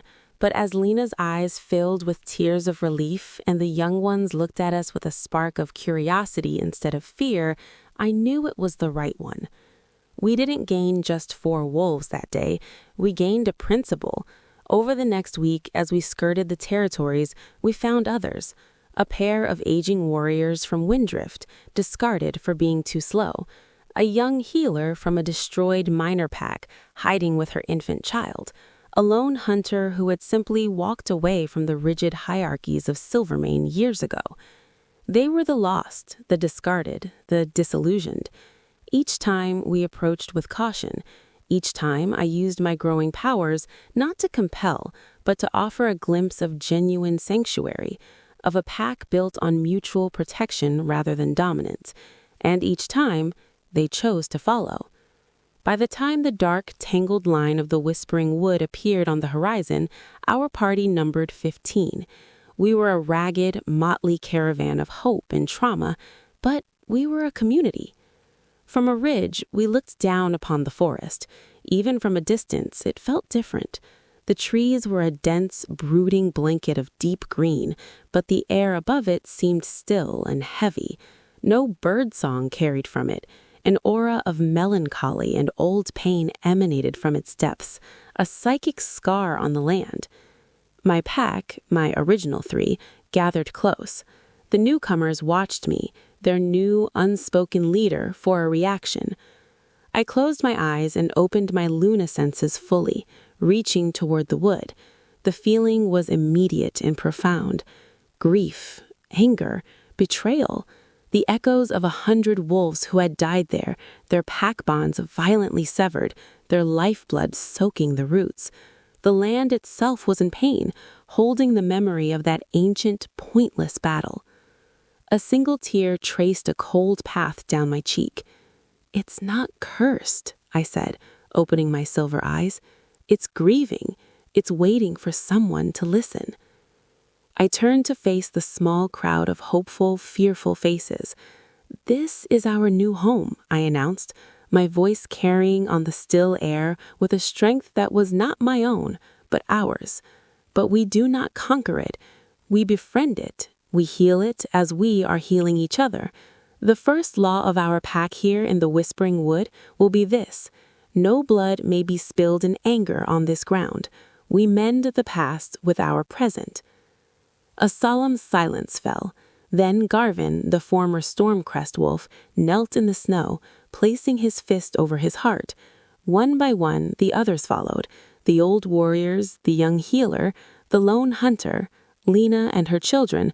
Finally, Rylan, Kaelin, and Torin did the same, their heads bowed not in submission, but in solemn pledge. I looked at them, my heart swelling with a love and responsibility so vast it was terrifying. We were no longer a quartet hiding in the wilderness. We were a promise, a seed. And as we descended the ridge toward the sorrowful trees, I sent a pulse of gentle, cleansing intention ahead of us, a whisper to the wounded wood. "We are here. The hurting is over. We bring peace." From the depths of the silent forest, a breeze stirred for the first time in a century. It sighed through the branches, carrying away a fragment of old sorrow. It sounded, for all the world, like a whisper of welcome. The storm of our past was behind us. The quiet, steady work of building our future had begun. The Whispering Wood did not greet us with open arms, but it did not reject us either. It held its breath, a patient, wounded giant observing the curious new life entering its domain. The air under the canopy was thick, still, and carried a faint metallic tang of old blood and deep earth. Sunlight struggled to pierce the dense, interwoven branches, casting the forest floor in a perpetual green-tinged twilight. We made our first camp near a small, clear spring that bubbled up reluctantly between mossy stones. The water was cold and clean, but it carried a subtle, sorrowful note. The newcomers worked with a quiet, determined energy, building lean-tos and a central fire pit under Rylan and Torin's direction. Kaelin organized scouts from among the more able-bodied, Garvin and the lone hunter, Fen, to map the immediate area, with strict orders to observe, not to hunt or disturb. My work was different. While the physical camp took shape, I walked. I walked the periphery of our new home, my bare feet on the cool, damp moss. I opened my Luna senses fully, letting the weight of the forest's grief wash over me. I didn't push it away, I absorbed it. I felt the phantom pain of long-healed wounds in the ancient oaks, the whispered arguments of long-dead wolves caught in the lee lines of the earth, the silent scream of the clearing where the final, fateful battle likely had taken place. It was overwhelming, a tide of sadness that threatened to pull me under. Behind me, I always felt the steady tripartite anchor of Rylan, Kaelin, and Torin through our bond, a lifeline keeping me from being lost in the echoes. After 3 days of this communion, I knew what I had to do. I gathered our new pack at the central fire as dusk fell, their faces, etched with the hardships of exile but alight with tentative hope, watched me. The forest's pain is centered in a place to the north, a clearing, the heart of the old battle, the heart of the wound. Tomorrow I will go there. I will try to soothe the memory. You shouldn't go alone, Rylan said immediately, concern darkening his amber eyes. I won't be alone, I said, smiling softly at my 3. You will be with me through the bond, and I need the rest of you here, holding this space of peace and new life. Your hope is a balm, too. Pour it into the ground. Talk to the trees. Tell them we mean no harm. The forests must learn our voices, our intentions. The next morning I set out. Rylan, Kaelin, and Torin walked with me to the edge of a particularly dense thicket of brambles and shadow. Beyond it, I could feel the psychic weight intensifying. We'll be right here, Kaelin said, his hand briefly touching my shoulder. Torin simply met my gaze and gave a firm, slow nod. Rylan took my hand, pressing the smooth riverstone from the stable into my palm. For courage, he murmured. I stepped into the thicket. The thorns seemed to part for me, not scratching, but brushing against me like hesitant fingers.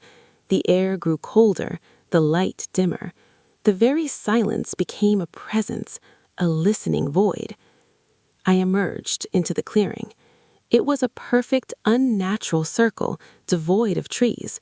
The ground was not mossy, but covered in a short gray grass that felt brittle underfoot. In the very center stood a single, massive, shattered stump of a blackened oak, like a broken tooth. This was the place. The air hummed with trapped energy, fear, rage, agony, the cacophony of severed bonds. I walked to the center and placed my palm on the cold, scarred wood of the stump. I closed my eyes, and I let myself feel it all. I didn't just observe the memory. I invited it in. The clash of fang and claw, the war cries of different packs, the terror of the dying, the bitter triumph of the survivors that quickly curdled into guilt and loss. I saw the faces of wolves who had loved this land, torn apart for the pride of their alphas. I felt the moment the land itself had recoiled, shutting down in its grief. Tears streamed down my face, hot against the cold air. My body trembled with the onslaught, but I held on. I was a Luna, a pack's heart, and a heart's purpose is not to hide from pain, but to transform it. I began to hum, a wordless, resonant tone from deep in my chest. It was the sound of the bond with my 3 wolves. It was the sound of Lena singing to her children last night. It was the sound of Garvin and Fen sharing a quiet joke by the fire. It was the sound of new beginnings. As I hummed, I pushed that feeling, not just the sound, but the essence of connection, of healing, of chosen family, down through my hand into the stump, into the poisoned earth. I visualized the silvery light of my power, not as a blast, but as a gentle, penetrating rain, seeping into the cracked soil, finding the fragmented echoes of pain and wrapping them in understanding, in forgiveness, in peace.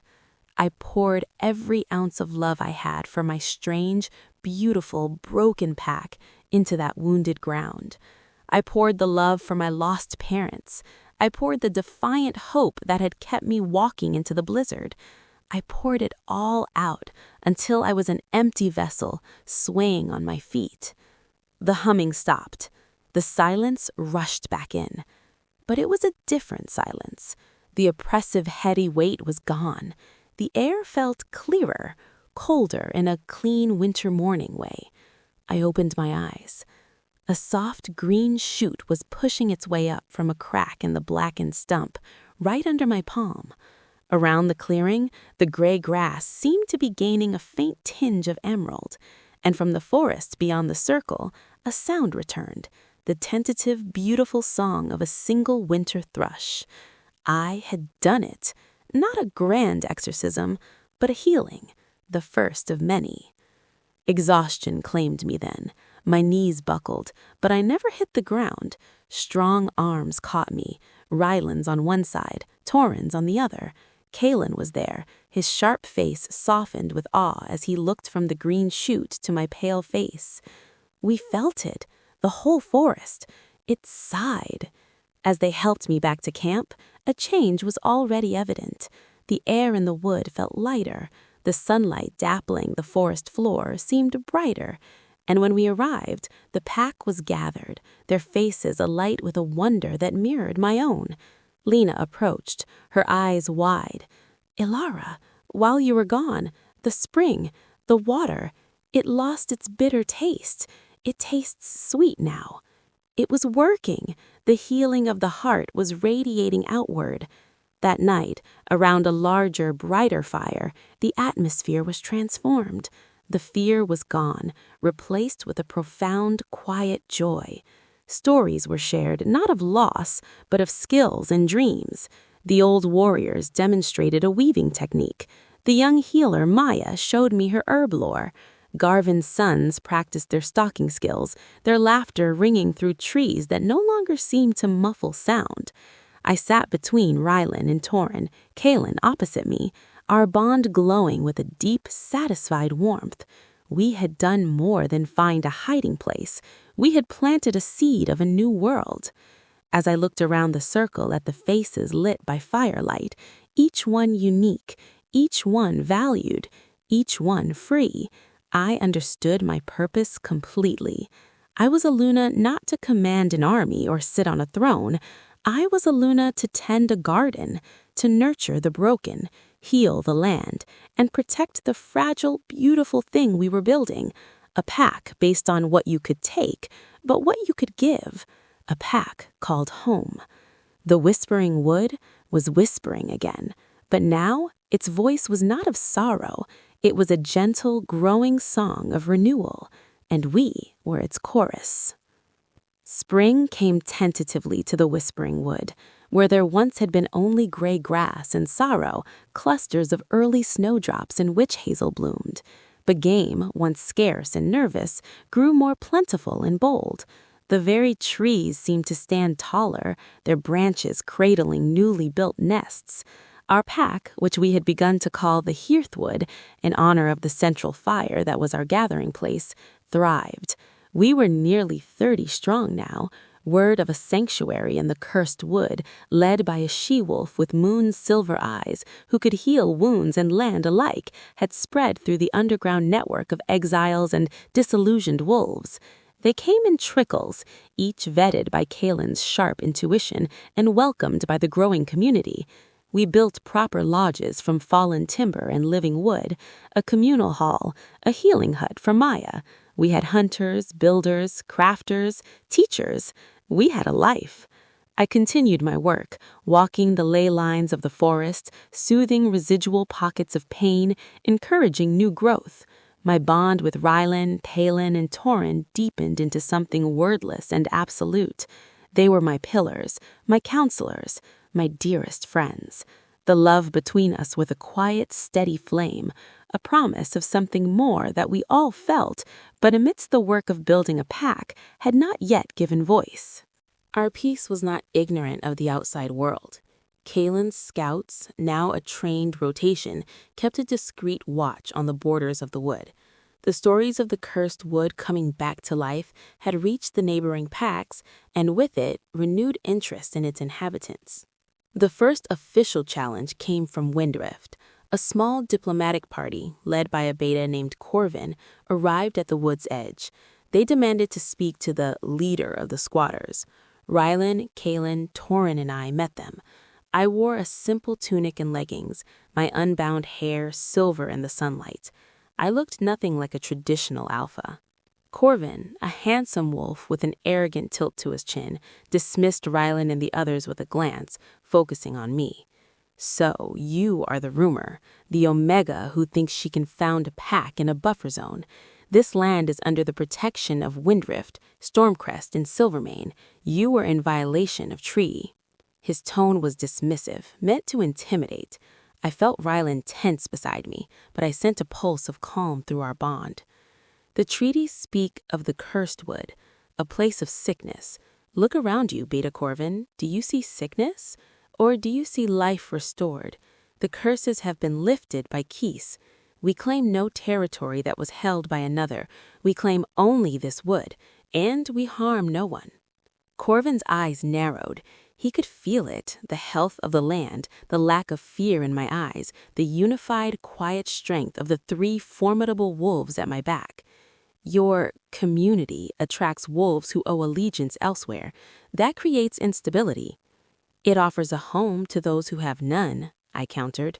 Does Windrift begrudge its outcasts a chance to live in peace, so long as they break no laws and threaten no borders? He had no real answer. The moral high ground was ours. After a tense silence, he muttered about consulting his alpha and left. It was a victory, but a fragile one. We had impressed upon him that we were not weak, but we had also confirmed our existence in our growing numbers. The real threat, we knew, would come from Silvermane, from Kale. He did not send diplomats, he sent raiders. It happened on a night of the new moon, the sky a blanket of black velvet. They came from the south, a dozen of Silvermane's toughest enforcers, led by Kale's own lieutenant, a vicious wolf named Dax. Their plan was simple: burn, terrify, and snatch me, to drag the stolen treasure back to their alpha and scatter these upstart exiles to the winds. But the Whispering Wood was no longer a passive place. It was an extension of our pack, and it warned us. As the raiders entered the tree line, a wave of unease, a silent shiver, traveled through the root system of my awareness. I sat bolt upright in my lodge. Intruders, Malice, Southridge. The alarm was sounded not by a howl, but by a pulse through the deepening pack bonds I shared with every member of Hearthwood. Within minutes, our entire pack was awake and moving with a drilled, quiet efficiency. Non-fighters were shepherded to a hidden cave system Maya had discovered. Our defenders, led by Rylan, Torin, and Garvin, took up prearranged positions. I stood at the edge of the main clearing, flanked by Kalen and Torin. Rylan was in the trees, coordinating. I was the bait and the trap. Dax and his wolves slunk into the clearing, expecting a sleeping camp. They found me, alone and apparently vulnerable under the stars. The ghost wolf, Dax sneered, shifting to his human form. He was thickly built, with a cruel mouth. Come quietly. Alpha Kale is feeling merciful. He might only banish your little friends instead of killing them. I said nothing. I just looked at him, my silver eyes glowing faintly in the dark. He took a step forward. Don't make this difficult, Omega. I am not an Omega, I said, my voice ringing with a power that made the leaves tremble. I am Alara, Luna of Hearthwood, and you are trespassing. I didn't attack. I didn't need to. As Dax snarled and signaled his wolves to charge, I raised my hands. From the trees around the clearing, my pack emerged, not with war cries, but in utter silence. They didn't form a battle line. They simply stood, blocking every exit, their eyes reflecting the starlight. They were outnumbered, but they held the moral and tactical high ground. Dax hesitated, his confidence wavering. Then I reached out with my Luna power, but not to my pack, to the wood itself, to the very clearing where we stood, a place I had healed, where new life was sprouting from old pain. I projected a single powerful feeling into the ground, into the air: protect. The wood responded. Vines, thick and strong as ropes, slithered from the undergrowth, coiling around the legs of Silvermane raiders. Roots buckled under their feet, causing them to stumble. The very wind seemed to change direction, blowing a thick, disorienting pollen into their faces. It was not a violent attack, but an overwhelming, undeniable statement. You are not welcome here. The raiders panicked. This was not fighting wolves, it was fighting the land itself. They struggled against the living forest, howling in confusion and fear. Enough! Ryland's voice boomed from the shadows. He stepped into the clearing, Torin, a mountain of silent menace beside him. Drop your weapons. Leave now. Carry a message back to Alpha Kale. Dax, humiliated and furious, ripped a vine from his ankle. What message? I walked forward until I was just feet from him. I let my power shine in my eyes, a cold lunar fire. Tell him the frost-bound Luna is bound no more. Tell him the ghost wood has found her pack and her home.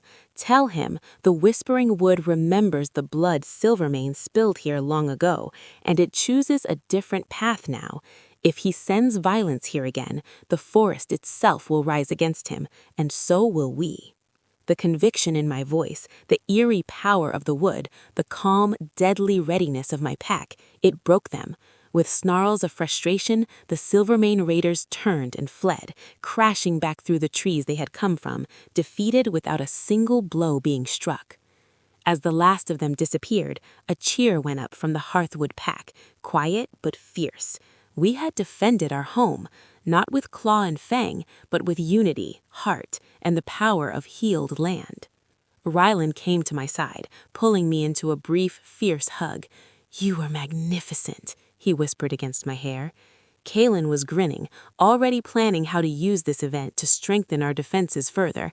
Torin simply rested his massive, approving hand on my shoulder. We had won our first battle, but as we watched the south, where our enemy had fled, we all knew it was not the last. Alpha Kale's pride was wounded, his lie exposed. He would not let this stand. The storm was not over. It was gathering for its final, furious strike, and we would be ready. But the silence from Silvermane was ominous. Kalen's scouts reported increased patrol activity on all three borders of the wood: Silvermane, Windrift, and Stormcrest. It seemed Kale was not just planning another raid, he was lobbying his fellow alphas, painting us as a dangerous cult, a destabilizing force that threatened the old order. He was trying to form a coalition. He will frame it as a cleansing, Kalen predicted, spreading a map of the region on our lodge's central table. A joint operation to clear the blighted wood of rogue elements. He'll offer Windrift and Stormcrest a share of whatever they plunder, our stores, our people as bondsmen, the wood itself as expanded territory. They might agree, Ryland said grimly. Fear of the unknown is a powerful motivator. A Luna who heals land and commands forests is outside their understanding. They'll see it as a threat to their power, just as Kale's father did. Torin crossed his arms, his scarred face like stone. Then we fight, for our home. I looked at the map, at the three wolf heads representing the packs encircling our green, wooded sanctuary. A direct fight against a coalition, even with the wood's aid, would be bloody. Many of my people were healers, builders, parents. They had found peace. I would not lead them to slaughter. No, I said softly. They all turned to me. We don't fight them on their terms. We change the game. An idea, daring and radical, had been forming in my mind since the raiders' attack. We call a council. A council? Kalen raised an eyebrow. Not with the alphas, I said, my voice gaining strength. We call a council of the people, of the lost. Garvin told me of other exile groups in the mountains, hiding from Windrift's harsh justice. Maya knows of healers cast out from Stormcrest for using unnatural remedies. There are more like us, wolves who are tired of fear and hierarchy, wolves who want to live, not just serve. Ryland's eyes began to glow with understanding. You want to unite the outcasts, to show the alphas that their way creates not just a few dissidents, but a whole nation of the disillusioned. Exactly, I said. We send messengers. We invite them here, to the Whispering Wood, for a gathering, to see our home, to feel the peace. We don't ask them to fight for us. We ask them to stand with us, to show Kale and the others that if they attack one sanctuary, they attack the idea of sanctuary itself, that the rogue elements are not a handful of squatters, but a growing movement they cannot crush without tearing their own packs apart. The plan was audacious. It relied on hope, on charisma, on the power of an example. It was a true Luna strategy, building not with force, but with connection. We sent our messengers, swift, trusted wolves who knew how to move unseen. They carried no weapons, only my words, spoken from the heart and sealed with a tiny, contained pulse of my Luna power, a feeling of welcome and safety. For 2 tense weeks we waited. The pack continued its daily rhythms, but the air was charged with anticipation. I walked the borders daily, reinforcing the wood's protective awareness, weaving threads of calm and welcome into the very air for our potential guests. Then they came. First in 2s and 3s, wary and thin, emerging from the trees with the look of creatures who expected a trap. Then in larger groups, families with hollow-eyed children, lone wolves with the bearing of seasoned warriors, elders who had seen too many winters of conflict. They came from all 3 territories and from packs beyond we hadn't even known of. Over 100 wolves, maybe more, gathered at the edge of our main clearing, a sea of uncertainty and desperate hope. I stood before them, with Ryland, Kalen, and Torin beside me, and my entire Hearthwood pack arrayed behind me, not as soldiers, but as welcoming neighbors. You were told of a place, I began, my voice carried by a subtle amplification of my power, reaching every ear. A place outside the old laws, a cursed wood. Look around you. The only curse here was hatred, and we are lifting it. You were told of a leader, a Luna. I am Alara. I was cast out, bound, told I was nothing. I found my strength not in dominating others, but in connection, in pack chosen, not imposed. I walked among them then, not as a superior, but as one of them. I met their eyes, let them feel the genuine, open warmth of my spirit. We do not offer you a war. We offer you a home, a place where your skills are valued, where your children can play without fear, where you answer to your own conscience and the well-being of your community. Look at what we have built, not from conquest, but from care. I gestured to the thriving clearing, the well-built lodges, the playing pups, the gardens Maya tended. I let the peace of the wood, the sense of rightness and healing flow through me and out toward them. It was the healer from Stormcrest, an old woman named Gwen, who stepped forward first. She knelt in the soft grass, tears in her eyes. "I have dreamed of such a place," she whispered. One by one, they followed, not in submission, but in recognition, in choice. The clearing filled with the soft sounds of weeping, of relieved laughter, of hugs between strangers who were strangers no more. The Council of the Lost had convened, and it had become a family. That night, our fires were many. Stories and songs from a dozen different pack traditions filled the air, creating a new, beautiful harmony. The Whispering Wood listened, and its own song grew stronger, a deep, contented hum in the earth. A scout, breathless, came to me where I sat with my 3. "Ilara, the Borders, the Coalition, Silvermane, Windrift, and Stormcrest, they're assembled, a war party, at least 60 strong. They're preparing to enter the wood at dawn." The moment of truth had come, but we were not who we had been. I looked at the gathered multitude, now over 200 strong, their faces lit by firelight, their spirits woven together by a shared dream. I looked at Rylan, Kaelin, and Torin, my heart, my strength. I stood. A hush fell. "They come at dawn," I said, my voice quiet but ringing with certainty. "They come with fear and old anger. They come to extinguish our light." I paused, letting my silver gaze sweep over my people. "But we will not meet them with fear. We will not meet them with anger. We will meet them with the truth. We will meet them as what we are, not a rogue camp, but a people, not a threat, but a future. Tomorrow, we do not fight. We stand, together, and we let the wood and our unity speak for us." No war cry answered me. Instead, a profound, solid silence filled with unwavering resolve. 200 fists were placed over 200 hearts.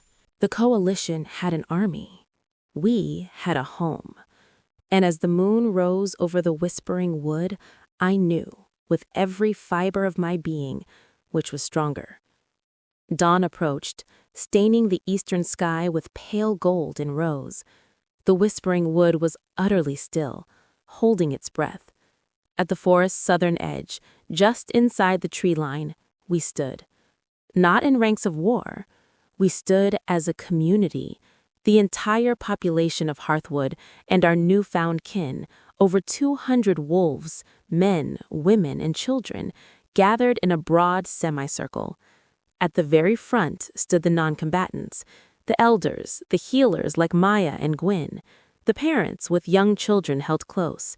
Behind them, those who could fight stood ready, but their hands held tools, axes, hunting knives, staves, not weapons of war.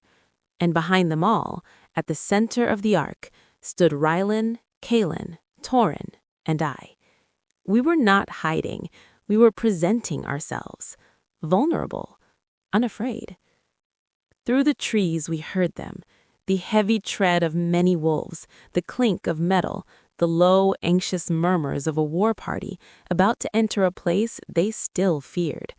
The coalition army emerged from the morning mist into the cleared land before the wood. They were an impressive, terrifying sight. Rows of warriors in wolf and human form, bristling with weapons. At their center stood 3 figures, Alpha Kael of Silvermane, taller and crueler-looking than I remembered. A broad, severe-looking alpha female I recognized as Alpha Selene of Windrift, and a grizzled old wolf with one eye, Alpha Brant of Stormcrest. Kael's eyes swept over our peaceful gathering, and confusion, then contempt, flickered across his face. He had expected a fortified camp, a defensive line. He found a village holding a vigil. "What is this?" His voice boomed, full of alpha command meant to intimidate. "A surrender? Where is the so-called Luna? Bring her forward to answer for her theft and her lies." I stepped forward, just past the tree line into the soft light of dawn. I wore a simple gray dress, my silver hair loose. I held no weapon. My 3 pillars remained a step behind me, a wall of silent support. "I am here, Kael," I said, my voice calm, carrying without strain. "There has been no theft but the one you committed when you tried to bury my true nature. There are no lies but the ones your father told to chain me." He snarled, taking a step forward. "You are an Omega of Silvermane. You belong to me." "I belong to no one," I said, and I let my Luna power rise, not aggressively, but visibly. A soft, silvery luminescence began to emanate from my skin, and my eyes glowed like captured moonlight. A ripple of awe and fear went through the coalition ranks. "I am Alara, Luna of Hearthwood, and these," I gestured behind me to the vast, quiet crowd, "are my people. They are not rebels. They are refugees from your wars, your cruel laws, your broken systems. You created them, and here they have found a home." Alpha Selene of Windrift frowned, her sharp eyes scanning our people. "You harbor deserters and oath-breakers. You disturb the peace of the territories." "What peace?" The voice was Garvin.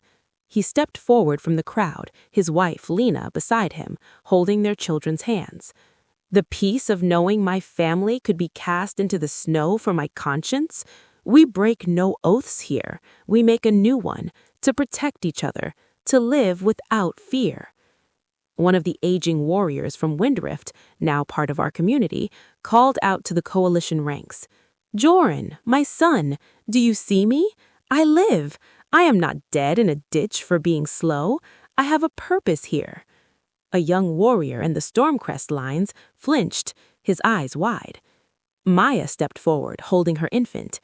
"I was cast out for saving a life with an herb your healer didn't know. Here, my knowledge is a gift, not a crime." One by one, voices rose from our gathering, not shouts, but testimonies, stories of loss, of injustice, and of the profound peace they had found in the Whispering Wood.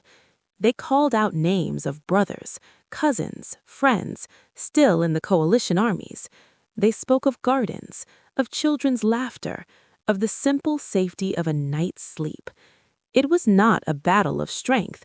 It was a battle of truth, and it was unraveling the coalition from within. Alpha Kale saw it. His face purpled with rage. "Silence! They bewitch you with pretty words. They are weak, and they will make you weak. The strong rule. That is the law of the wild." He turned to his fellow alphas. "Enough of this. Give the order. Crush them." But Alpha Brantz of Stormcrest, the old one-eyed warrior, was staring past me, into the wood. He was not listening to Kale. He was feeling. He took a deep breath, his single eye closed. "The air, it does not smell of curse. It smells of my grandmother's garden, before the wars." He opened his eye and looked at me, really looked. "You healed it. We healed each other," I said softly, directly to him. Celine of Windrift was watching her own warriors, seeing the doubt on their faces, hearing the names called by our people. The moral ground was crumbling beneath their feet. Attacking now would not look like strength. It would look like butchery, a slaughter of unarmed families and their own kin. Kale, isolated in his fury, screamed, "If you are all too weak, I will do it myself. Silvermane, with me." He shifted into his massive gray-brown wolf form and charged, a handful of his most loyal enforcers following. He was not coming for the crowd. He was coming for me. Rylan, Kalen, and Torin moved as one to intercept, but I held up a hand. No. I stood my ground. As Kale lunged, jaws wide to crush my throat, I didn't flinch. I raised my palm toward him. I did not blast him with power. I showed him. In the space between his leap and his strike, I projected directly into his mind. Not an image, but a feeling. The feeling of the stable, the absolute, desolate cold, the certainty of death. Then, the feeling of the nest of warmth, of the first bond forming. I showed him the healing of the fox, the mending of Kalen's leg, the sorrow of the clearing transforming into green shoots. I showed him the faces of every wolf in Hearthwood, lit with joy and purpose. I showed him the love flowing between me and my 3 guardians, pure and bright. I showed him the Whispering Wood, whole and singing. It took less than a second, but in that second, he experienced the entire journey, from the emptiness he had consigned me to the profound, interconnected wholeness I now embodied. He landed in a skid at my feet, his jaws snapping shut on empty air. He shifted back to human form, kneeling in the grass, trembling not with rage, but with a devastating, soul-deep comprehension.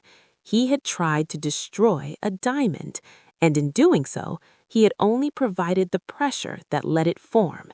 He saw, finally, what his father had bound and what he had thrown away. Not a weak Omega, the heart of a new world. He looked up at me, his steel blue eyes hollow. What have I done? The silence was absolute. The few enforcers who had charged with him stopped, confused. The entire coalition army stood frozen. I looked down at the broken Alpha, not with triumph, but with pity. You followed the only law you knew. Now you see there is another way.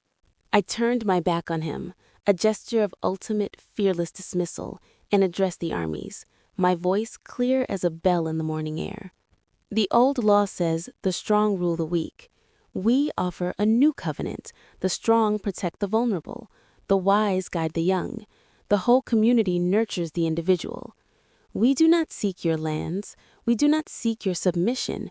We seek only to live in peace in this wood we have healed. You can attack us today. You might even win, but you will be killing your own brothers, sisters, parents, and children. You will be spilling more blood on ground that has finally known peace. And for what? To prove an old, tired point that has only ever brought pain? I looked at Celine, at Brant. Or you can turn around, go home, tell your people that there is a place where the lost can be found, that strength has many forms, that the future does not have to be a reflection of the past. Alpha Brant was the first to move. He turned his back, waving a hand at his Stormcrest warriors. We're done here. His voice was gruff, final. Any of you who have family here, the border is that way. Make your choice. He walked away, his warriors, after a moment of stunned hesitation, following, many looking back with longing at our lines. Alpha Celine watched them go, then looked at me for a long moment. She gave a single sharp nod, not of submission, but of respect, and signaled her Windrift wolves to depart. Within minutes, the field before the wood was empty, save for Kyle, still kneeling in the grass, and his handful of stunned loyalists. The rising sun broke fully over the horizon, bathing the world in golden light. I walked back to my people. Ryland's hand found mine. Kylan let out a slow, relieved breath. Torin's stance finally relaxed. We had won, not with claws, but with truth, not by conquering, but by offering. The war was over. The work of peace could truly begin. Epilogue. 1 year later. The Whispering Wood, now simply called the Hearthwood, thrives. It is a beacon, a working model of the new covenant. We do not have an Alpha. We have a council of elders and craftmasters, and we have a Luna. Rylan, Kylan, Torin, and I, our quiet love finally found its voice. Under a full moon in the very clearing I first healed, surrounded by our entire pack, we exchanged vows not of ownership, but of eternal partnership. 4 souls bound by choice, by trial, by an unbreakable bond. We are the heart and the guardians of this place. Occasionally, wolves from other packs visit, curious. They see the thriving community, the happy children, the abundance. They feel the peace. Some stay. Some return home with new ideas. Change is slow, but it is a seed, planted. From a stable of despair to the heart of a new hope, my journey taught me that the greatest strength is not in being unbreakable, but in having the courage to be broken and the faith to be remade, together. I am Ilara. I was the frostbound Luna. Now I am simply the heart of my pack, my hand in the hands of my loves, my home in the song of the Hearthwood. And every dawn is a promise, and every night is a blessing, and we are finally free.